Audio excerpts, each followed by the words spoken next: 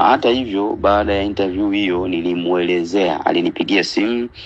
Ni kweli kama alivyosema alikuwa ametoka Tanga, alinitafuta na akanielezea, na nikamuelezea, alimuniuliza nikamuelezea, na nilimuelezea kwa kina, na nikamwambia kama kuna mahali popote nilipokukwaza, ndugu yangu, niwe radhi, mradi jambo liweze kuisha na mambo mengine yaweze kuendelea, kwa sababu yeye ni ndugu yangu na ni zaidi ya rafiki, ni ndugu yangu.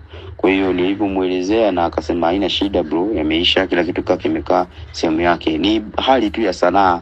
Unajua sanaa wakati mwingine anakuambia nitukane ili mradi pia uweze kuvuka wewe kufikia sehemu fulani, au ili upate kufika sehemu fulani fanya 1 2 3 ili mradi uweze kufikia lengo fulani, lakini haikuwa kwenye maana mbaya. Na sipingi kwamba Mbosso amekuwa ni msaada wangu kwa kile kipindi au kwa kipindi kirefu. Amekuwa ni msaada wangu na ni mtu ambaye ameniokoa kwa vitu vingi sana, amenisaidia kwa vitu vingi, sikatai. Na mara nyingi nimekuwa nikiwa na majambo lazima nitamwambia, na yeye atakiwa na majambo yeye ataniambia, ni kama sehemu yake ya ndugu, kama sehemu ya familia. Bwana, kuna 1 2 3 alipo sawa, nitaweka sawa kwa namna yangu, na pindi pale anaponiambia kuna jambo hivi vipi nafanyaje, na mimi nitaweka sawa, ataniwekea sawa kwa namna yake.